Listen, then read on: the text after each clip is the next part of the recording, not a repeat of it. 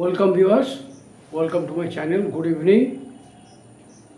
আশা করি তোমরা সবাই খুব ভালো আছো। Hope you are all fine. আজকে এই ভিডিওতে আবার কয়েকটা অ্যাডভার্বের ব্যবহার, প্রয়োগ বা অ্যাপ্লিকেশন দেখাবো। ছোট্ট একটা ভিডিও, ভালো করে খেয়াল করে দেখো। খুব ইজি, আবার কিছুটা মনে রাখার এবং দেখারও মানে বুঝে নেওয়ার ব্যাপারও আছে। শুরু করা যাক। দেখো, তোমার বক্তব্য আংশিক সত্য। আংশিক বলতে পার্শিয়াল। তাহলে তোমার বক্তব্য ইংরেজি কি? স্টেটমেন্ট। ইয়োর স্টেটমেন্ট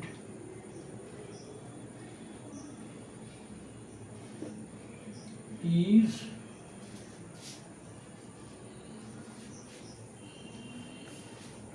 আংশিক partial.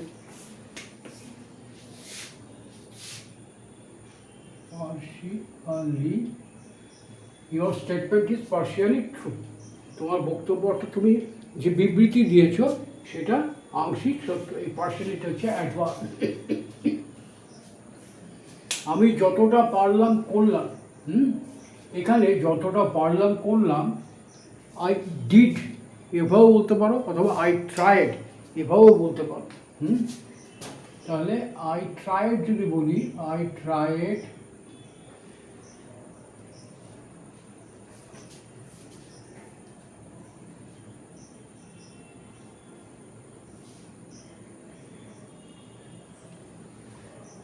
I tried as best as I could.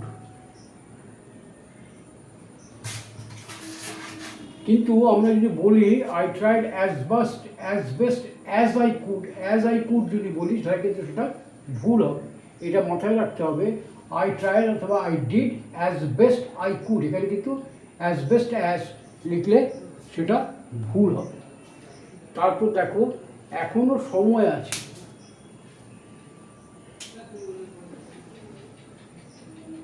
কোথাও কিছু আসে বলতে আমরা দেয়ার দিয়ে শুরু করি। দেয়ার ইজ দ্য টাইম, এখনো ইয়েট, এটা হচ্ছে adverb. There is the time yet. সবে মাত্র এটা করলাম, এটা প্রেজেন্ট পারফেক্টও করতে পারি বা সিম্পল পাস্টও করতে পারি। যদি প্রেজেন্ট পারফেক্ট করি তাহলে কী হবে?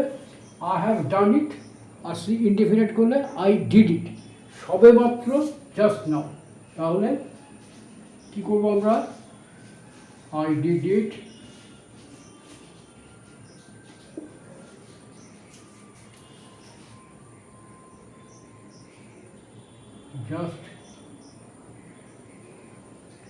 Just now. এই জাস্ট হচ্ছে adverb. I did it just now. ভুলের জন্য তাকে যথেষ্ট কষ্ট পেতে হয় বা হয়েছিল, হয় বলতে হয়েছিল। হ্যাঁ, এটা এই সেন্টেন্সটা আমরা দুরকমভাবে করতে পারি। কি করতে পারি? পে হয়েছিল, পাস্ট টেন্স, পাস্ট পারফেক্ট করবো আমরা। তাহলে হি had to suffer, he had to pay for his mistake. এইটাই দেখো তোমাদের কাছে একটু অন্যরকম মনে হবে। He had to pay dear. Dear মানে মহার্ঘ। অর্থাৎ দামি জিনিস তাকে দিতে হয়েছিল, অর্থাৎ কষ্ট ভোগ করতে হয়েছিল। He had to pay dear for his mistake. আবার এটাকে এরকমভাবে বলবো, এখানে ডিয়ারটা হচ্ছে অ্যাডভার্ব, ফর হিজ মিস্টেক। এটাকে এইভাবেও করতে পারি।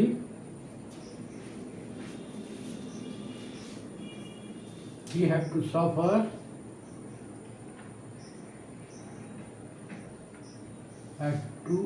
suffer much for his mistake.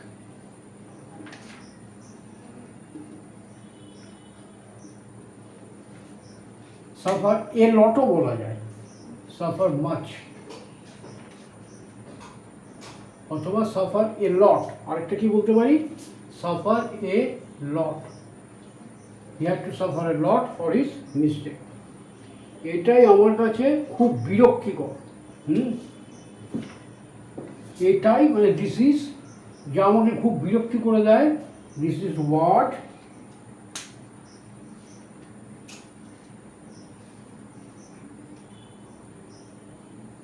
this is what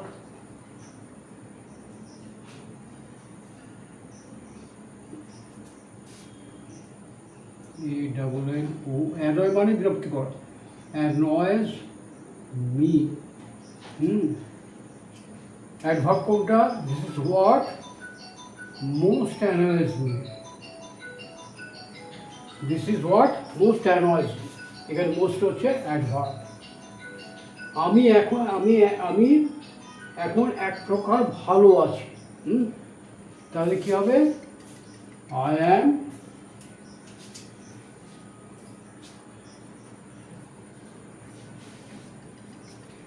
এক প্রকার ভালো আছি বলতে এখানে যেটা করা হয় সেটা হচ্ছে ভালো আছি, আই অ্যাম ওয়েল নাও। এক প্রকার ভালো আছি, fairly, FAIRLY, I am fairly well now. আরেকটা আমরা বলতে পারি সেটা হচ্ছে pretty, PRETTY, I am pretty well. এটা হচ্ছে ফেয়ারলি, FAIRLY, ফেয়ারলি। আরেকটা হচ্ছে pretty, PRETTY, I am fairly well now, I am pretty well now. বয়সের তুলনায় রাম বেশ লম্বা, রাম লম্বা, রাম ইজ টল। তাহলে বয়সের তুলনায় রাম বেশ লম্বা।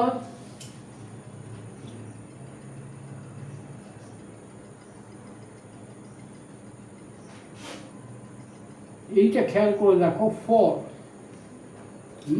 For his age.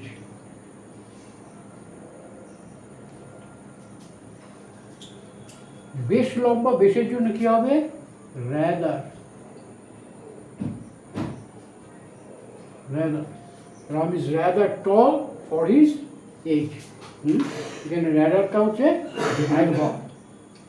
এক কথায় বলতে গেলে তোমাকে এটা করতেই হবে, এক কথায় বলতে গেলে তোমাকে এটা করতে হবে। এক কথায় বলতে ইন শর্ট, ইন শর্ট, সংক্ষেপে, ইন শর্ট,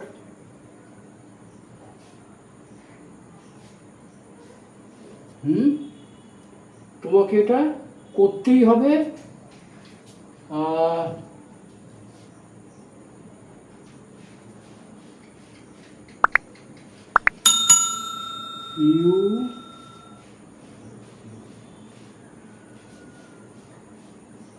ইন শর্ট, করতেই হবে, you must do it. In short you must do it, must হচ্ছে অ্যাডভার্ব। এবার এখানে দেখো করতেই হবে, এই ইয়ের জন্য মাস্ট এসছে, কিন্তু এক কথায় বলতে গেলে তোমাকেই এটা করতে হবে, করতেই হবে। সেরকম হলে কী করতাম আমরা? সেরকমভাবে করতাম আমরা in short,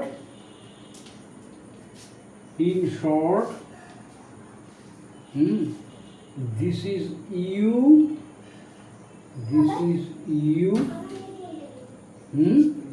who must do it, who must do it। তাহলে হবে ইন শর্ট, তাহলে আমরা ইংরেজিতে কি বলবো? In short this is you who must do it, তোমাকেই এটা করতেই হবে। সেখানে এরকম আছে। তারপর দেখো, রাম কোনো প্রকারে কাজটি করলো, কোনো প্রকারে কাজটি করলো, সামহাও। তো ওইটা একজনকে দিয়ে পাঠিয়ে দিয়েছিল, তো সেটা নিয়ে একবার আসলাম, তো যা ঢুকলাম এখন।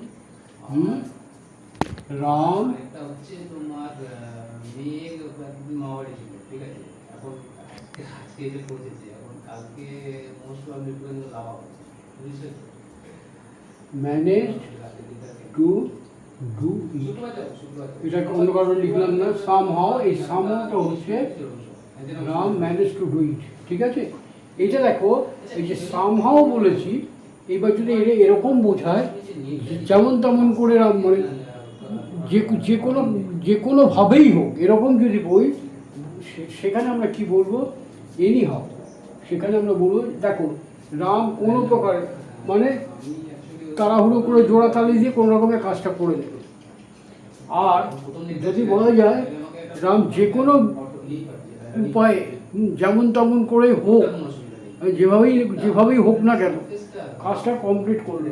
এনি হাউ দিয়ে যদি বলি তাহলে এটা হবে এনি হাউ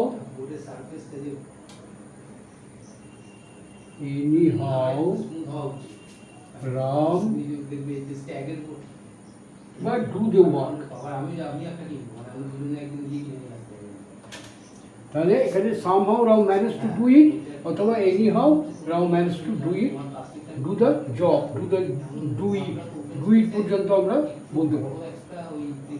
তাকে কখনো দেখেছি মনে হয় না, তাকে কখনো দেখেছি past tense I do not remember, I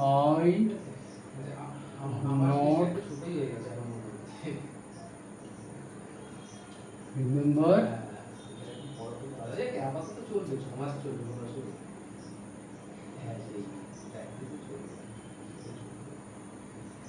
ever have seen I do not remember ever to have seen him। এটা অন্যরকম ভাবে আমরা করতে পারি। কিরকম ভাবে করতে পারি?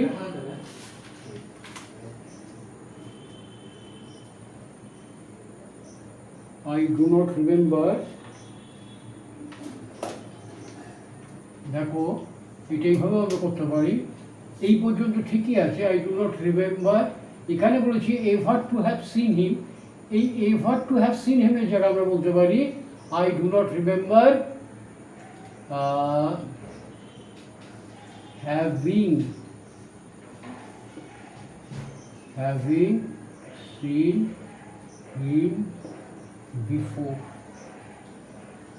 তফাৎটা খেয়াল করে দেখো, যদি এভার কথাটা ব্যবহার করি তাহলে বলবো I do not remember ever to have seen him, ever to have seen him। আর এভার কথাটা যদি ব্যবহার না করি তাহলে আমরা বলবো I do not remember having seen him before। ঠিক আছে, এখানে এভারটা হচ্ছে তোমার অ্যাডভার্ব, এখানে বিফোরটা হবে অ্যাডভার্ব। বোধহয় করিম পাস করেনি, বোধহয় করিম পাস করেনি, সম্ভবত প্রবাবলি পাস করেনি, probably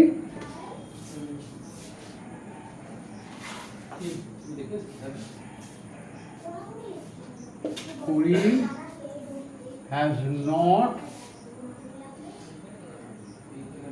passed the exam। Probably Karim has not passed the exam, এই হবে ইংরেজিটা। সে একদম ছোট্ট ভিডিও, একটু খেয়াল করে দেখো তাহলে তোমাদের কাছে এটা ক্লিয়ার হয়ে যাবে। Okay, thank you very much for watching the video. যদি ভালো লেগে থাকে, যারা নতুন ভিউয়ার্স আছো তাদের রিকোয়েস্ট করব সাবস্ক্রাইব করে নোটিফিকেশান বেলটা অন করে দিতে। যদি ভালো লেগে থাকে তাহলে সাবস্ক্রাইব করে নোটিফিকেশান বেলটা অন করে দিতে, যাতে পরবর্তী ভিডিওগুলো তোমরা সঙ্গে সঙ্গে পেয়ে যাও। দেখো এই কথাগুলো কিন্তু আমাদের প্রায় রোজই ব্যবহার করা হয়, সুতরাং একটু খেয়াল করে দেখলে পরেই তোমরা একটু অভ্যাস করলে পরেই রপ্ত হয়ে যাবে। Okay, thank you again, good night.